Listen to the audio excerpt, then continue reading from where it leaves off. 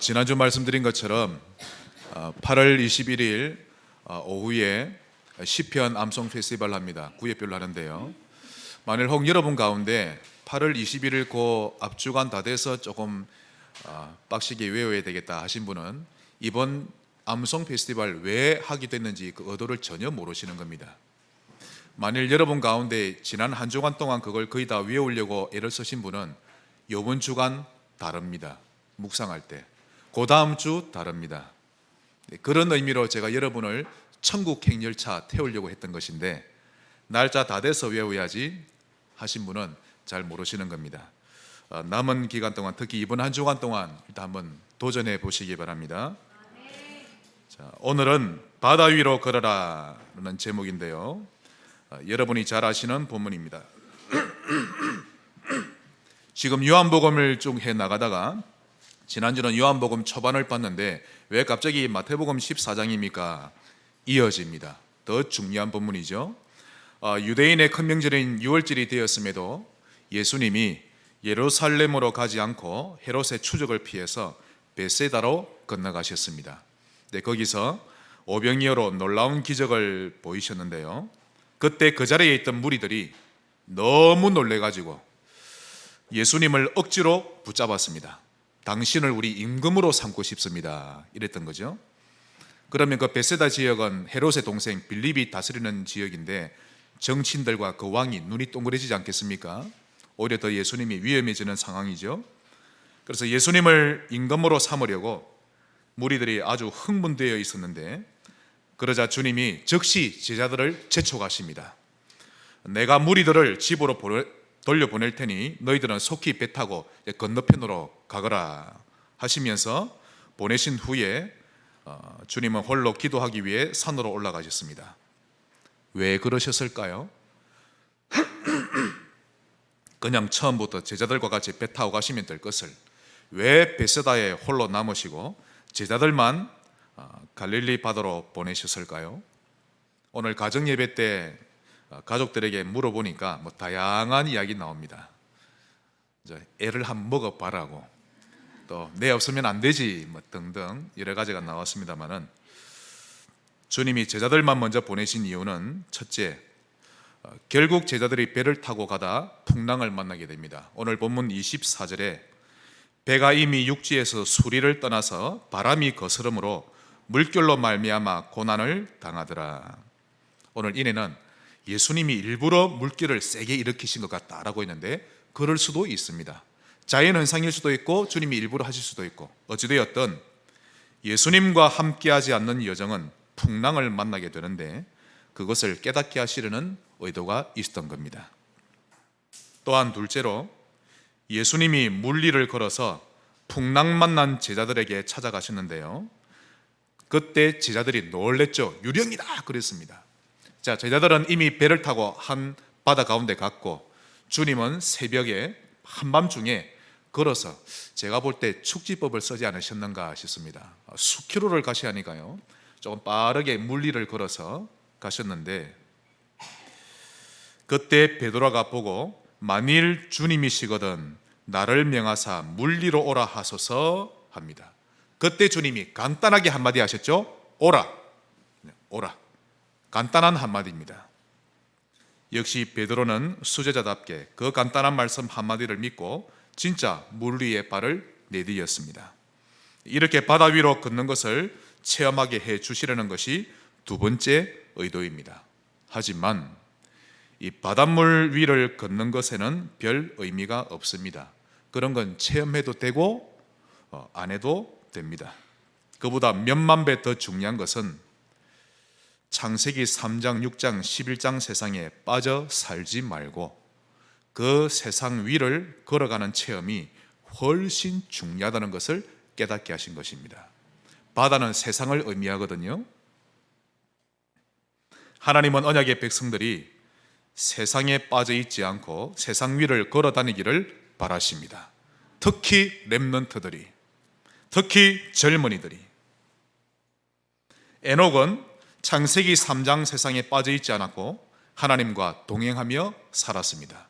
그러다 그대로 하나님께 부름을 받았지요. 에녹의 응답 받으시기를 축원합니다.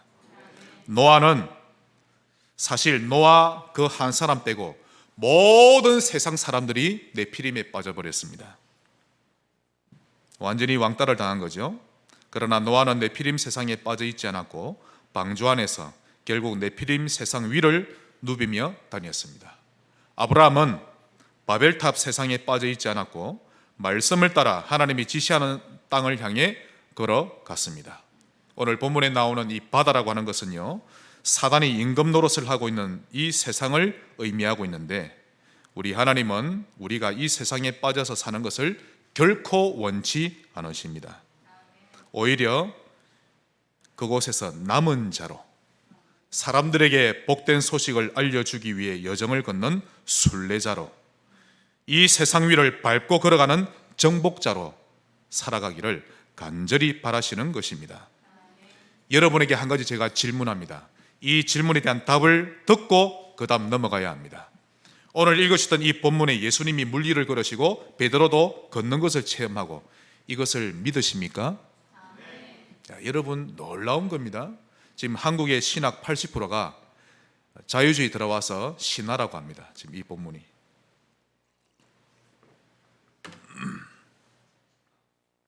바로 앞바다에서 새벽녘에 불빛 비치니까 걷는 것처럼 보였다고 하는데요. 다시 한 번 더 여러분께 질문합니다. 예수님이 물 위를 걸으셨음을 믿으십니까? 여기서 출발돼야 합니다. 신화가 아닙니다. 그저 넘어가시면 안 되고 예수님을 창조주 하나님으로 인정하셔야 합니다. 자, 그러면 오늘 제목 바다 위로 걸어라, 크게 세 가지를 살펴보겠습니다. 첫째, 세상 위를 걸어가는 신앙. 우리 좌우로 인사합시다.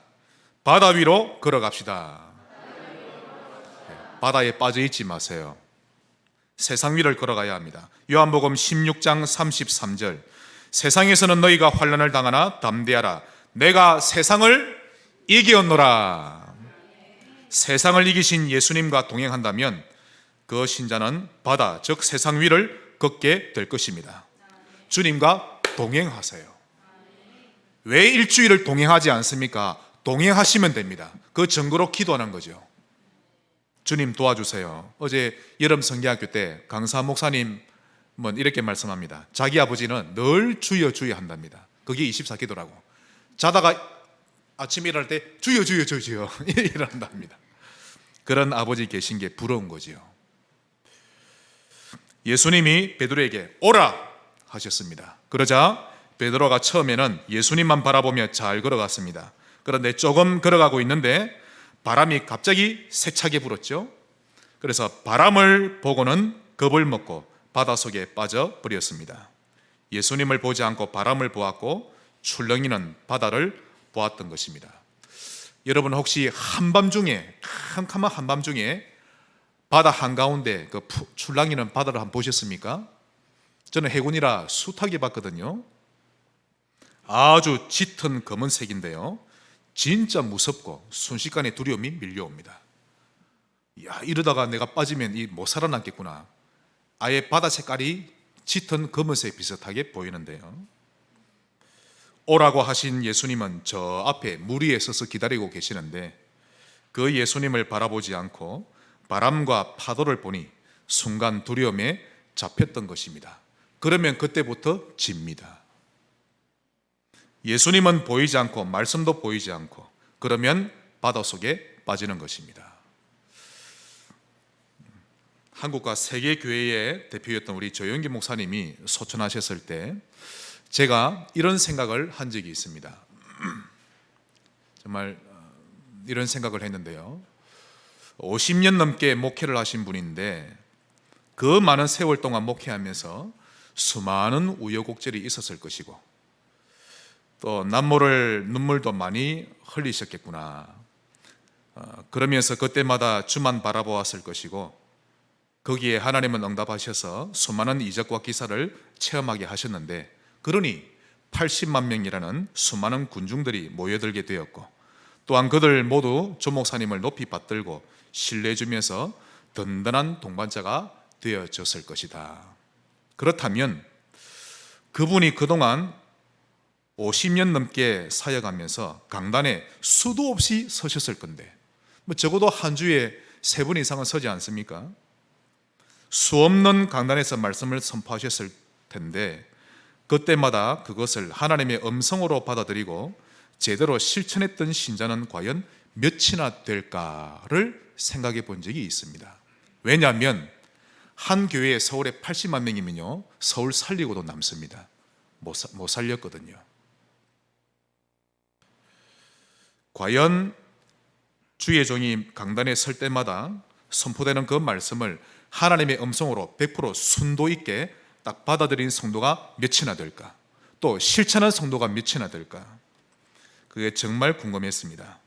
주의 종을 존경하고 존중해 주는 것은 아름다운 일이지만 그보다 그를 통해 주시는 하나님의 말씀을 얼마나 믿고 얼마만큼 순종하는지는 그 무엇보다도 중요한 것입니다.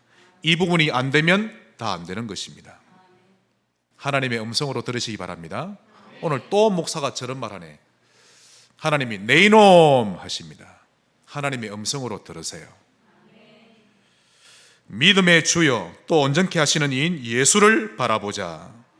예수님이 신앙생활의 본질이신데 이분을 바라볼 수 있어야 하는데 이 부분이 안 되면 다 안 되는 것입니다. 한 번 더 좌우로 인사합시다. 예수님만 바라봅시다. 그리스도이신 그분이 임마누엘 하고 계시지 않습니까? 하나님이 우리와 함께 계심이라. 이것이 보좌의 축복을 누리는 모습입니다. 예수님께 집중하지 않고는 절대 세상 위를 밟고 걸어가는 것 체험하기 어렵습니다. 그래서 세상 위를 걸어가는 신자 되기 위해 첫째로 그리스도에 집중하는 시간 필요합니다. 절대적으로 필요합니다.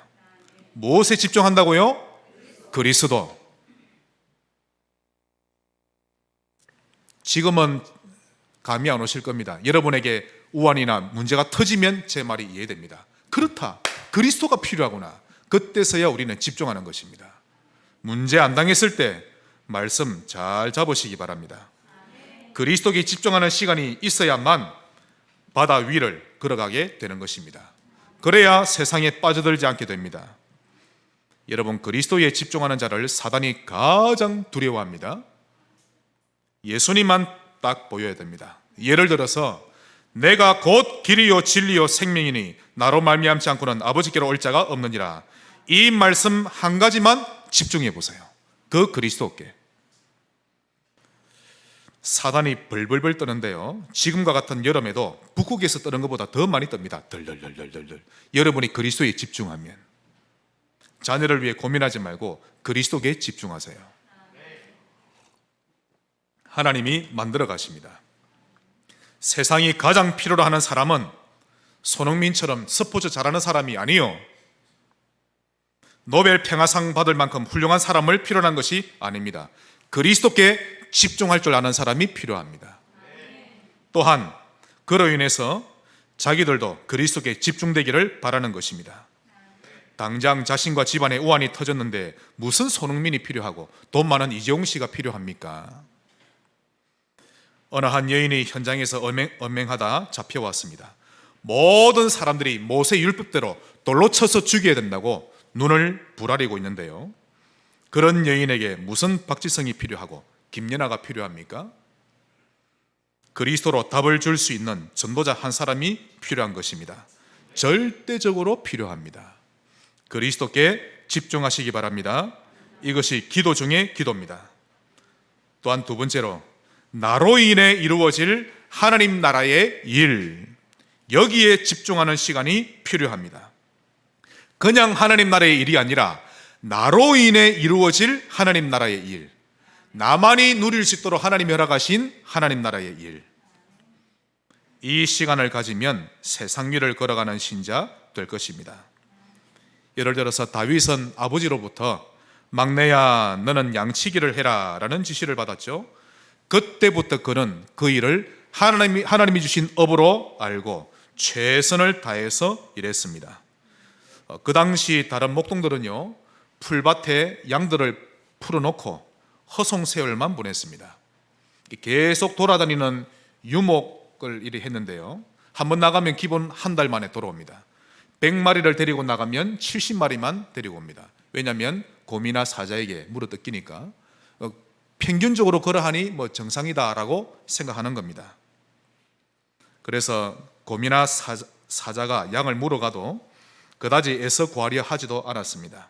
하지만 다윗은 그 들판에서 가장 많이 기도했고 그때 많은 시를 썼고 곰이나 사자로부터 양을 지키기 위해 돌 팔매질을 최고의 수준으로 연마하며 최선을 다했던 것입니다. 그래서 한 마리도 놓치지 않으려고 애를 썼죠. 영적 서밋이었고 기능 서밋이었고 이것을 보고 나만의 하나님 나라를 누리는 길이라고 하는 것입니다.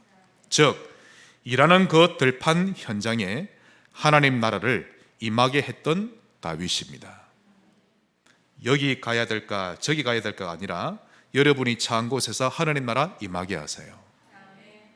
이렇게 준비하고 있으니 결국 하나님이 그를 이스라엘의 왕으로 세울 계획을 하셨던 것입니다. 다시 말해서 다윗은 들판에서도 왜 나만 양을 치지 똥냄새 맡으면서가 아니라 들판에서도 하늘에서 내리는 힘, 즉 헤븐리 파워를 받고 있었고 양치기라는 일을 하늘에서 내려주신 달란트, 헤븐리 탤런트로 받아들였던 것입니다. 결국 이스라엘의 왕이 될 것이라는 미션, 헤븐리 미션을 하나님이 예정하셨고 때가 되면 그에게 허락하셨던 것입니다. 여러분에게 주신 여러분만의 하나님 나라의 일이 있습니다. 불평하지 말고 여러분 가정에서 성실하게, 아빠는 아빠다울 때 아름답거든요. 아빠답게, 또 회사 가서는 일할 때도 신자답게, 교회 와서도 중직자답게, 직분자답게, 목사는 목사답게, 그런 것이 하나님 나라의 일입니다. 그 비밀을 찾게 될 때 여러분은 세상에 빠진 채 살지 않고 세상 길을 걸어가게 될 것입니다. 나만의 하나님 나라의 일, 이것을 깊이 묵상하는 시간 가지셔야 합니다. 이것을 인생 편집이라고 하죠. 그때 마태복음 13장에 나오는 6가지 운동, 즉 옥토, 보아, 진주, 누룩, 겨자씨, 그물 운동을 참고하면서 묵상하게 되면 방향이 쉽게 설정될 것입니다. 디자인되는 것이죠. 세 번째로 성령이 너희에게 임하시면 여기에 집중하는 시간 필요합니다. 한번 따라합시다. 성령이 너희에게 임하시면. 지금 이 한마디에 머리가 찌릿하신 분은 사모하고 있는 중입니다. 성령이 나에게 임하시면 끝나는 겁니다. 사모하세요.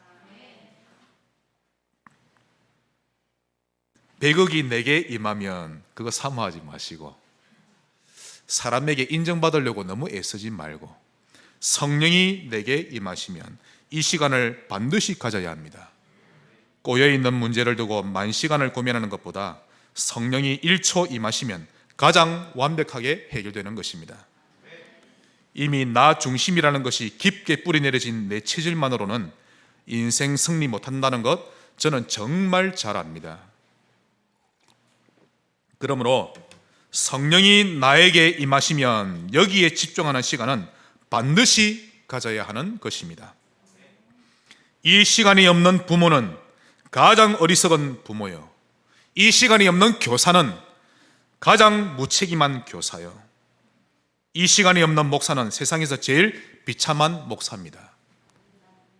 이 시간이 없는 산업인은 일단 빛의 경제와는 거리가 멉니다.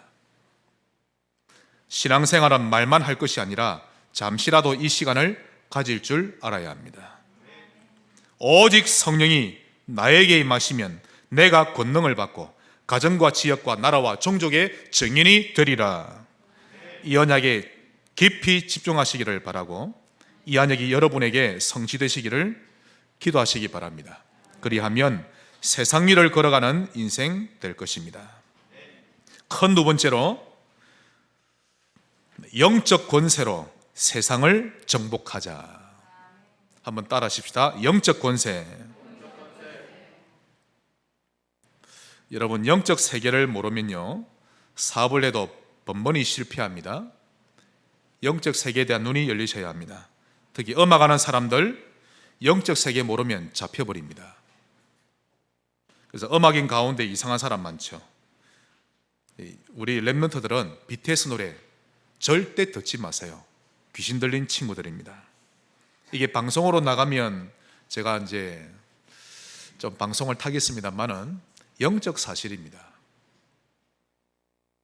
이때 눈이 번쩍 뜨여져야 되는데 지금 시온이하고 윤서하고 이내하고 여러분 폰에 있는 연예인 가수 노래 다 지우세요. 한 번씩 유튜브를 찾아서 이렇게 듣는 거는 좀 아이들과 어울리기 위해 필요하겠습니다만은 휴대폰 소리에 가수 노래 들리지 않게 하고 찬양 들리게 하세요. 왜냐하면 그게 각인되니까. 특히 우리 청년들은 아르바이트 하죠. 커피숍이나 식당에 가면 음악이 막 들리죠. 그게 무서운 겁니다. 그래서 한 10시간 아르바이트하고 집 오르면요 그 음악이 머리에 맴돕니다. 영적으로 참 승리하기가 어렵죠.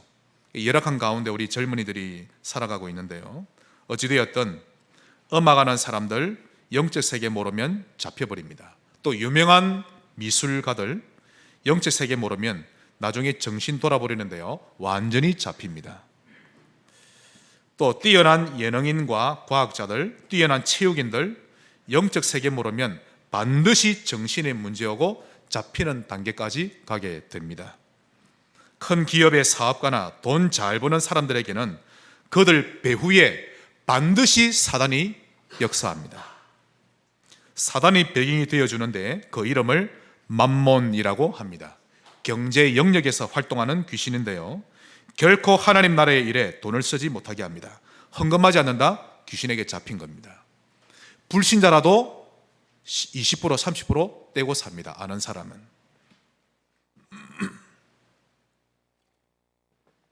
각 나라의 왕이나 대통령, 정치인들에게는 반드시 그들 배후에 사단이 배경이 되어주는데요, 그들 이름이 정사주관자, 권세주관자입니다. 정치와 권력의 힘을 이용해서 사단의 나라가 임하는 것입니다. 그러므로 삼성 이재용 씨를 잡고 있는 악령 분명히 있습니다. 그리고 윤석열 대통령을 일평생 잡고 있는 악령 반드시 있습니다. 여러분이 기도하셔야 되죠. 그러므로 산업인들 중에 영적 세계도 알고 예수님과 동행할 줄 아는 그런 산업인이 나온다면 그는 세상 위를 걸어가는 산업인이 될 것입니다. 여러분, 헌금은요 내 마음이 내켜야, 믿음이 있어야 하는 것 아닙니다. 믿음이 없어도 해야 합니다. 왜냐하면 하나님이 이 땅에 만들어 놓은 경제 원리이기 때문에. 불신자라도 교회에 헌금해야 합니다.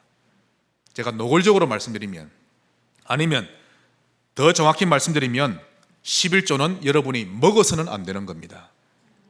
그리고 봉헌물 먹어서는 안 돼요.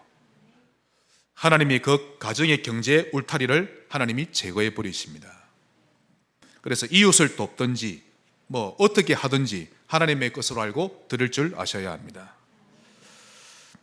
사람들은 악령 충만해서 노래하고 악령 충만해서 그림 그리고 있는데, 신자들 중에 영적 세계를 알고 임마누엘 누리는 예능인이 나온다면 그는 음악 세계와 미술 세계를 정복하게 될 것입니다. 참으로 이 눈을 가지고 있는 경제인 없습니까? 아무도 보지 못하는 이런 영적 세계를 진짜 볼 줄 아는 산업인, 정치인, 참 이런 산업인을 보내달라고 기도가 저절로 되어집니다.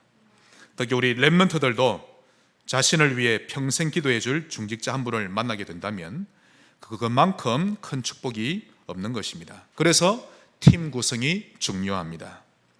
중직자와 랩런트를 한 팀으로 구성하는 것이죠. 그때 랩런트를 위해 평생 기도의 배경이 되어줄 어른, 이런 중직자를 랩런트가 얻게 된다면 그것은 매달 1억을 가져다 주는 사람 만나는 것보다 더 중요한 만남이 되는 것입니다. 중요한 기도 제목 생기면 그분에게 가서 부탁하기도 하고 또 기도문을 만들어서 드리기도 하고, 이처럼 영적 세계를 아는 랩런트들은요 영적 욕심이 있습니다. 욕심 부리시기를 바랍니다. 이런 영적 욕심이 있는 신자는 영적으로 손해날 짓은 하지 않죠. 다 하나님 앞에 서는 것입니다. 얼마나 복음을 원하고 사모하는지. 여러분, 그냥 아무 의미 없이 그림 그린다? 절대 그런 법이 없습니다. 아무 생각 없이 그냥 음악을 대충 만든다? 그런 법이 없습니다. 화가는 자신의 내면 세계가 그림으로 들어가게 돼 있고, 음악으로 그 영적 상태가 고스란히 담겨지는 것입니다. 그래서 인간은 영적 존재라고 하죠. 신자들 중에, 렘넌트 중에 모든 문제 해결이라는 언약이 담긴 그림 좀 그려낼 렘넌트 없습니까? 우리 미술 전문가가 있는데 그런 그림 하나 딱 만들어내면 참 좋겠는데요. 그림 하나만 보면 야, 모든 문제 해결이구나, 그리스도, 결론 날 수 있는 그림. 음악인 가운데 그리스도로 결론 낼 수 있는 음악인 정말 필요합니다. 또 여러분의 경제 활동을 보면서 하나님 나라의 일을 체험하게 해주는 산업인 나오게 되시기를 바랍니다. 예를 들어 요셉을 보면 바로 하나님 나라의 일을 볼 수 있었죠. 오너메이커를 보면 하나님 나라를 볼 수 있었던 것입니다. 그러므로 사람은 그의 마음에 품은 것이 말로, 노래로, 그림으로 다 드러나는 것입니다. 오늘부터 영적 상태 만드시기를 바랍니다. 그 범인을 치조할 때, 또 북한에 간첩이 올 때 주로 사용하는 것이 거짓말 탐지기죠. 거짓말 탐지기의 원리를 알아보니까 사람이 거짓말을 할 때 자기도 모르게 무의식적으로 불편한 신체 반응이 일어난다고 합니다. 즉 그 거짓말에 따라서 스트레스를 일으키는데요. 그러니 거짓말을 할 때와 진실을 말할 때 뭔가 다르답니다. 특히 혈압, 맥박, 호흡 완전히 다르다고 하는데요. 그런 신체적인 변화를 통해 지금 이 사람이 거짓말을 하는지 진실을 말하는지를 판단한다고 합니다. 즉 사람은 거짓을 말하거나 거짓을 선택하면 할수록 고장나게 돼 있고, 진실을 말하면 말할수록 안정감을 찾게 되도록 그렇게 지어졌다고 합니다. 이것이 사람 마음의 원리인데요. 사람의 마음이 겉으로 드러난다는 것입니다. 그러므로 인간은 영적 세계를 반드시 알아야 하죠. 그래야만 세상에 빠지지 않고 세상 위를 걸어가게 되는 것입니다. 오늘부터 세상 위를 걸어가는 신자 되시기를 바랍니다. 마지막 큰 세 번째입니다. 아무것도 문제 안 되는 삶. 아무것도 문제 안 되는 삶을 하루만이라도 살아볼 순 없을까요? 딱 하루만이라도. 하루만이라도 불평, 비난, 원망, 불신앙, 그걸 전부 다 감사로 바꾸어 보는 겁니다. 하루만이라도. 정말 하루만이라도 아무것도 문제 안 되고 모든 것이 합력하여 선을 이루신다는 것을 믿는 삶을 한번 살아봤으면 좋겠습니다. 그리야 한다면 그때 여러분에게 영적인 눈이 활짝 열릴 것입니다. 그 이전에는 전혀 체험하지 못했던 세계를 보게 될 것인데요, 전혀 깨닫지 못했던 하나님의 세계를 깨닫게 될 것입니다. 이것이 구원받은 우리에게 주신 하나님의 선물입니다. 그러면 왜 우리는 아무것도 문제되지 않을까요? 첫째로, 나의 과거, 현재, 미래가 완전히 재창조되었으니까. 믿으시기를 축원합니다. 이전에는 나의 과거, 현재, 미래가 사단의 넝쿨줄기에 칭칭 감겨 있었는데 그리스도를 영접한 순간부터 그 두꺼운 넝쿨에서 다 터지고 끊어지고 우리는 참 자유를 얻게 된 것입니다. 그러니 참으로 우리는 아무것도 문제되지 않는 사람이 된 것입니다. 믿으셔야 합니다. 여러분의 과거, 현재, 미래가 자유를 얻었고 재창조되었습니다. 성경을 여러분 진짜 한번 읽어보세요. 전체를 읽어보시면 그 어디에도 구원받은 신자가 멸망당한 적 한 군데도 나오지 않습니다. 물론 고라와 그 일당들처럼 하나님이 일찍 데려가기는 하셨어도 구원받은 백성을 버리지는 않으셨던 것입니다. 단지 각인과 체질 때문에 고생하며 살 것이냐, 아니면 새로운 각인과 체질을 가짐으로 누리면서 살 것이냐 하는 문제만 남았을 뿐이죠. 하나님은 절대 버리지 않으십니다. 에스겔 37장 3절, 여기는 완전히 말라버린 뼈다귀 같은 이스라엘 백성들을 결코 외면하지 않고 반드시 다시 살려내고자 하는 하나님의 의지가 담겨 있죠. 인자야, 이 뼈들이 능히 살 수 있겠느냐. 4절에 너는 이 모든 뼈에게 대언하여 이르라. 내가 그들을 다시 살려내리라. 하나님의 의지가 보이시죠? 호세아 11장 8절, 에브라임이여, 이는 요셉의 후손들입니다. 완전히 타락해버렸죠. 그런 요셉의 후손들에게 에브라임이여, 내가 어찌 너를 놓겠느냐. 이스라엘이여, 내가 어찌 너를 버리겠느냐. 내 마음이 내 속에서 돌이켜 나의 긍휼이 불붙듯 일어나구나. 하나님이 자신의 종 호세아를 엄난한 여인과 결혼시키면서까지 이스라엘 백성을 회복시키려고 하는 하나님의 마음입니다. 신자가 말을 안 듣고 고집부리면 매를 되어서 그렇지 하나님은 우리를 돌이키려고 하시는 것입니다. 호세아 3장 1절, 여호와께서 내게 이르시되 이스라엘 자손이 다른 신을 섬기고 금포도 과자를 즐길지라도 여호와가 그들을 사랑하나니. 신자는 하나님의 사랑을 받고 있으니 아무것도 문제되지 않는 존재입니다. 그러므로 신자에게는 문제가 문제 아닙니다. 돈이 없으면 돈 없는 것도 문제, 몸이 아프면 그 몸 아픈 것도 문제, 심지어 다른 사람이 죄에 짓고 자빠졌는데 그것까지 내가 끄집어 와서 문제 삼고, 그래서 내가 문제인 것이지 신자는 문제가 문제 아닌 것입니다. 여러분은 문제 속에서 답을 찾아낼 줄 아셔야 합니다.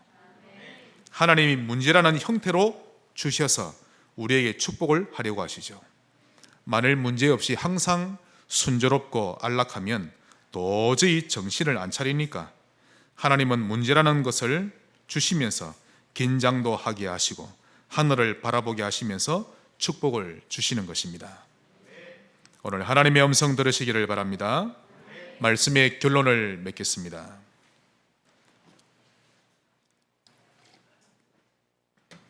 다니엘 5장을 보시면 바벨론 왕 느부갓네살의 아들 누구죠? 벨사살.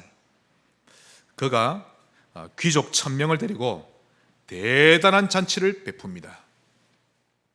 그때 그의 부친 느부갓네살이 예전에 예루살렘 성전에서 탈취해왔던 성전에서 쓰이는 금그릇, 은그릇, 여기에다 술을 받아 마시고, 그러면서 금으로 만든 우상, 은으로 만든 우상, 또 구리, 쇠, 나무, 돌로 만든 그런 우상을 높이며 찬양하기까지 합니다. 하나님을 조롱한 거죠.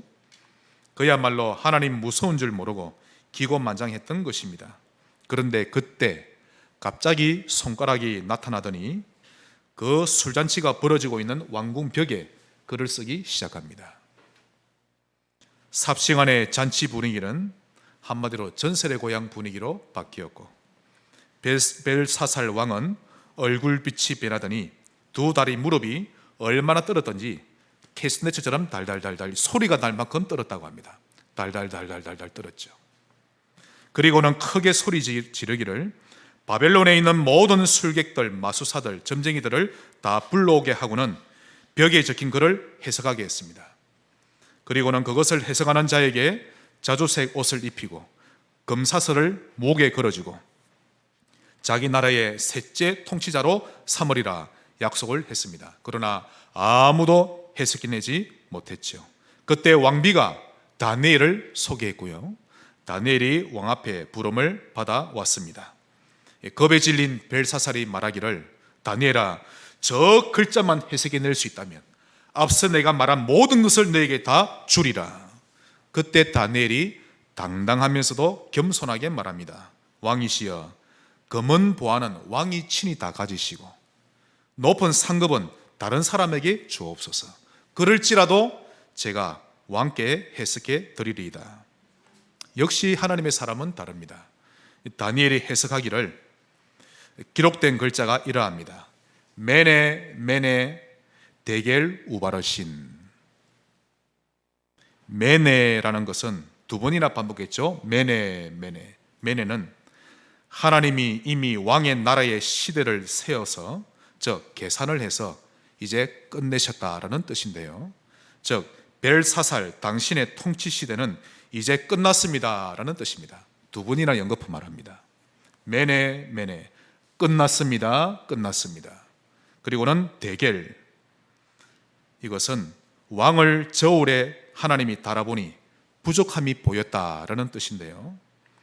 하나님이 당신을 기다리고 기다렸고 경고하고 경고하였지만 결국 당신은 돌이키지 아니하였으니 당신을 이제 거두어 가려 하심이다라는 뜻입니다. 마지막으로 우바르신, 여기서 우는 그리고라는 엔드라는 뜻입니다.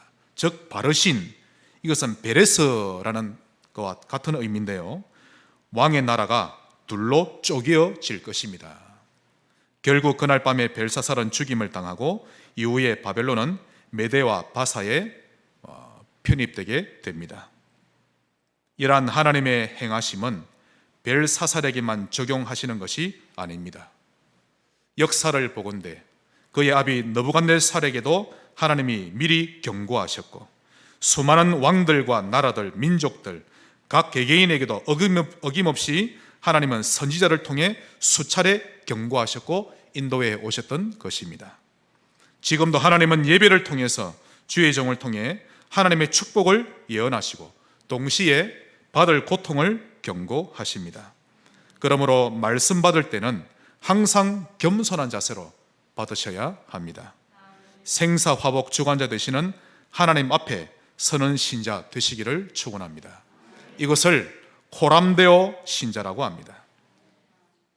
이런 자세를 가지기만 해도 하나님은 뜻을 돌이키시고 언제든지 우리의 편이 되어주시는 것입니다. 여러분, 종말에는 세 가지가 있는데요. 각 개개인의 종말, 시대의 종말, 지구의 종말이 있는데 이 모든 것은 하나님의 손에 달려 있습니다. 그러므로 나 중심, 네피림 중심을 고집 피우지 말고 하나님 말씀에 귀를 기울이며 바다 위로, 세상 위로 걸어가는 신자 되시기를 주 예수 이름으로 축복합니다. 하나님께 감사드립니다. 겸손하게 하나님 앞에 서사오니 오늘 주신 말씀이 한 주간 그대로 성취되게 하옵소서. 예수님 이름으로 기도합니다. 아멘.